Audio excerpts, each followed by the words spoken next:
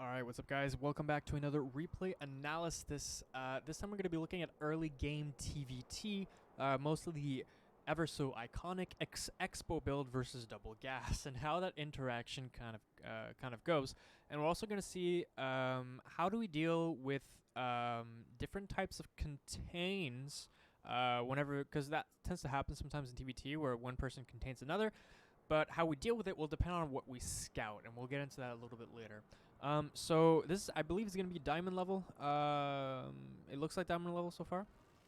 So this is going to be Yungsally versus boreau, and boreau here with the very typical Korean hockey setup from 1 to 0, just going to and then just sending the ball there. Very, very cool. Alrighty. So we're just going to get in here. He scouts the two gases. He sees you're going to go probably for an expand. And our turn now to scout what's going on. Now, just based on the sheer timing here that we're going to see, we know this is double gas, so we're pretty much leaving at this point. As soon as you see double gas versus yours, versus your Expo, you're going to have to be defensive here.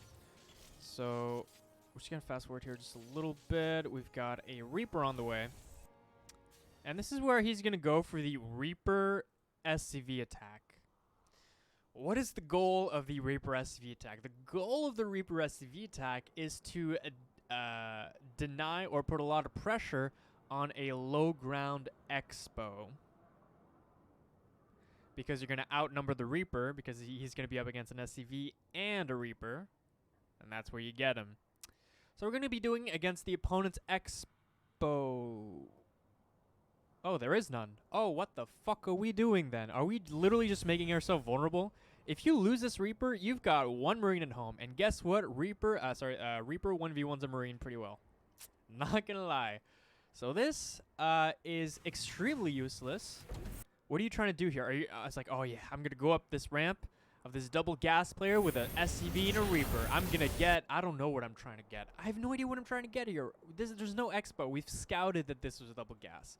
This has no reason being here. Not only are you losing mining time, but you're risking so much just by doing this. If this man just went double Reaper and had his first Reaper across the map, he could deny this and this because you're making a reactor, and his second Reaper could deal with this, and it's basically game over. You're not supposed to be aggressive like this when this has no purpose because there's no Expo low ground, and you know this because you know he went double gas. And a Reaper 1v1's this. So if a Reaper was counterattacking with a second Reaper on the defense, he basically wins the game because you have to go reactor after your first Marine. Like, you can't just build another Marine here. You'd just be so far behind. So this, of course, accomplishes nothing. Very cool. And, oh yeah. When someone's going double gas, you're going to have to go bunker. Just because of the follow-up that we're going to have to do here. When someone goes double gas, 100% of the time, you're going to have to go into Cyclone with a Viking and a bunker at the front. Why? Well, basically, he's going to try to put the pressure at the front with some sort of secondary pressure on the other side. So either a Liberator or maybe a drop or something like that. In which case, you can't just have a singular anti-air unit. Because if you cover this, well, this is not covered. You can't deal with that 50-50 chance. So you're going to have to put a Cyclone here and a Viking here, and you're covered, especially with the bunker at the front. He's going to be going here for a tank first, which I never agree with, because just, again, you're just going to have one Viking, which covers one area, and even at that, a Viking doesn't actually gun down a medevac or a Liberator that fast. So it's not even going to be that good of defense. And a bunker's fine. You don't need to have a siege tank. That's just overkill on the defense early game. There's nothing he can do to break, like, a bunker that fast. So right after your second depot, just build a bunker here, protect it with your Reaper Marine. In which case, if he tries to come in here with an SCV Reaper, I'm pretty sure you know who wins here. A Reaper Marine or a SCV Reaper. Yeah, this is very evident. Finish that bunker here, get the reactor very safely, go into Cyclone, go into Viking. The reason why I used to put the Viking here on the Cyclone, the natural, but I realized that, like, he's never gonna. Basically, a Liberator can come in the main or the natural, but a dropship will always come in the main because a dropship doesn't want to get come here because it's going to be close to potential army, right? An army is what beats the dropship. So you always drop in the main because the army tends to be in the front here. So if a medevac comes in the main, the Viking won't gun it down fast enough. The medevac will always unload everything it has before the Viking kills it. Unlike a Cyclone. Cyclone would do a lot more damage a lot faster as well. And the medevac won't get away as easily because medevac can just boost away sometimes from the Viking, but you can't really boost away from the Cyclone. Like the lock-on range is too far. So I tend now to put my Cyclone in the main and then Viking at the natural. And at the natural, if there's a Liberator, you know, a Viking deals with that pretty nicely for sure. But yeah, bunker right after the second depot and just protect it with that. That's going to be enough to deter any Reaper, pretty much any Cyclone, or at least in time for you to get a tank after that. Or a Cyclone of your own. Actually, if a Cyclone locks onto your bunker, then your Cyclone locks onto his Cyclone and it's gone. So, yeah. Because a Cyclone can't outrun another Cyclone. So if you use a lock-on your bunker, then his Cyclone is screwed. See, now this is too late. If this was done, this would just be such an easy hold. And of course, right now we're going for one Viking and another... And a tank here. Tank a little bit. Well, you have to go to tank now because your bunker's not done. One Viking, you have to go for double Viking because, yeah, okay. See, this is getting taken care of. This is not bad. This is fine. Okay, cool. So at this point, let's just back up just a little bit here. So what are our advantages here? Well, from the beginning, we went for Expo instead of double gas. He went double gas and then Expo. So that means we have the economic lead. So... right now, right after you, so right now, you understand that you are good, especially after killing this. When you kill this and have a tank in the front, and you repel this, you're good. This is where you scam, because now that you've destroyed his plans, you should be thinking, all right, well, what are you up to now? Are you expanding? How are you going to compensate for the economic leak that I have and also the fact that I just deterred your aggression? What is your compensation? Are you going full army? Are you just dropping more barracks? Are you trying to get a quicker command center than I am? What are you trying to do?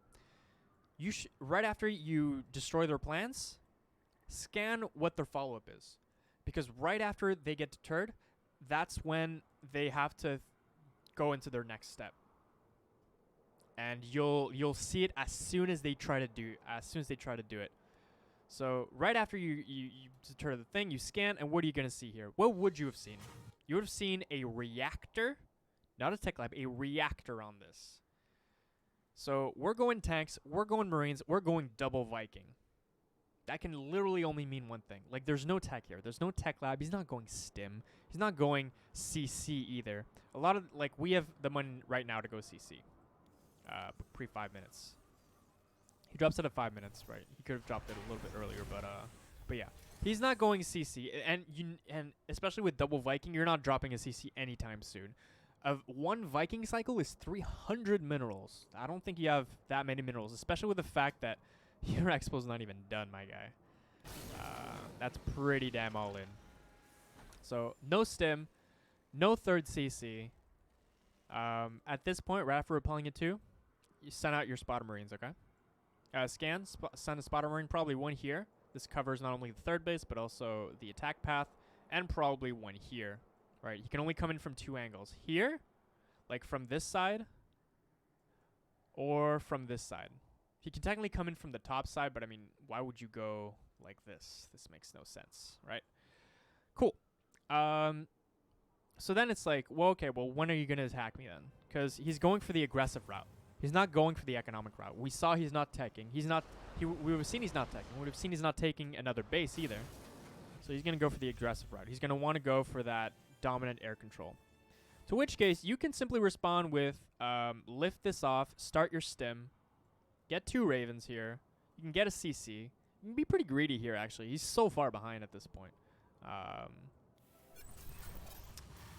But the part where we lose is that we don't see him coming. And we deal with it pretty badly. Yeah. If he's not starting stim, he has this. Just lift this off, start stim, get another barracks on here. Yeah, I'm fine with these double Ravens. This is a fine response. Cool. He moves out. We have no goddamn idea he's moving out. Look at this vision, dude. What's happening on this map? He sieges here for free, by the way. Which is not going to help us with our response. Now, the game is still winnable after he sieges. We'll see just in a second. So, yeah, I think... Wait, did we scan? When did we scan here? Okay, yeah, we scanned, and there's double Viking. There's no tech lab. There's no upgrades. There's no expansion. And even with the late scan, he would have been the better response. Now, these tanks don't cover much. I would probably put them a little bit more forward. Obviously, also, these should not be next to a siegeable position, right? These should be 1, 2, 3, 4 barracks. You're kind of just doing it fat. You're just kind of like, oh, shit. There's space here. Go, double barracks. There's space here, double barracks. Just take the time, dude. Barracks. Cool. Protected. Whose scan is this? Is this your scan? No, that's his scan. Yeah, it's yikes. He gets into a position. This is the only tank that covers the front, really. You got this. It doesn't really cover here. If we're here to, like, siege here, not great. Where he siege here is like, it's alright. This one's a little bit too far back. This one's fine. I would probably just put like one here, and you should be fine. Alright, here it comes. It's still winnable, for sure. Cool, he gets into a position for free. He starts shelling at your tanks. With this, knowing he's pretty all in on this because he has no tech, no expansion, I want you to look at this SCV count, okay? It's 47 to 28. We're 20 SCVs ahead, all right? This is where he literally gets the fight that he wants, okay? He has air dominance. That's fine. Air dominance just means that he can slow kill you. So you know what we do? We all in him. Yeah, that's literally it. His air dominance, the only thing that this air dominance does is that he's able to slowly chip away at you. So don't make the game slow. Put it all in one basket. If you were to see this coming, dude, unsiege this, pull the boys, just use the ravens at the back. And, of course, what you can do as well. I don't know where your raven... yeah, this is not in position. But what will happen is that, like, if you all in him, by the way, with the Vikings at the front, the Vikings will aggro the other Vikings because that's what's attacking them. So your ravens will be safe to just walk it back here and put energy. Instead, what happens is you let him slowly chip away at you, just like what he wants to do. If you pull SCV, if you lose all of your SCVs here and clean this up, you're still ahead. You're ahead on SCVs because you have a third command center, unlike what he has. So even if you lose all of this for free, you're still ahead. Think about that. That's so much tanking power. How much hit points tanking do you have here? You've got like 16. This is 16, 17. You got like 20-ish SCVs here. Times what, 45 HP? That's a lot of tanking. And a lot of times when you got heavy air dominance too, is that you have not much on the ground. And right now he does have some stuff on the ground, but it has no stim, no combat shields, no anything. It's pretty weak. And you let him chip away at you slowly. The goal of this army right now is slowly to chip away at you. So don't make this a chipping game. You're going to lose the chipping game. You all in him. Pull the boys. Unsiege the boys. Just attack with everything. Try to get a little bit of an arc before you go in, though. Just, like, pull the boys, but make sure your tanks are kind of like this here. Don't just filter in here like this and have everything clumped up like this as you attack, right? But, yeah, just all in here. You're losing the chipping game. You're playing his game right now. And you're just going in one at a time.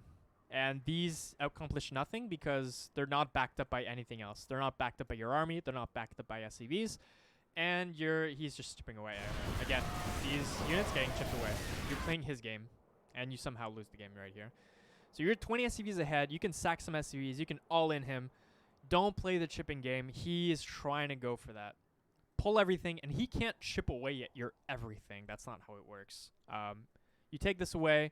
He has no stim, no combat shields. You're already going for double upgrades. You have a third command center. You can start stim combat shields. Like, you're so ahead. Even if you lose that entire mineral line, which you won't, by the way. I keep inferring that, but you won't lose all of this. You're going to clear everything before you lose everything. You're going to lose a good chunk of it, yeah, sure. But you're still going to be ahead in workers, and you have triple command center, unlike he does, which goes a long way. You can even be under his SCV count, and you'd still be ahead. Just because you're so ahead in every other department in the game. If you clear this army, it's over. But yeah, so just recap right now.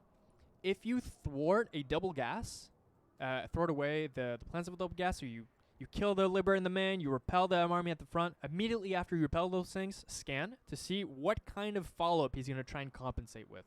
Is it tech? Is it eco? Is it production? What is he trying to do? From there, here, turns out he wanted to all-in you. So if he's going for a mass air dominance army, if he's going for air dominance with a tank push, all-in him. That's it. He's going to try and chip away at you. Don't let him chip away at you. Don't play the chip game. You're going to lose.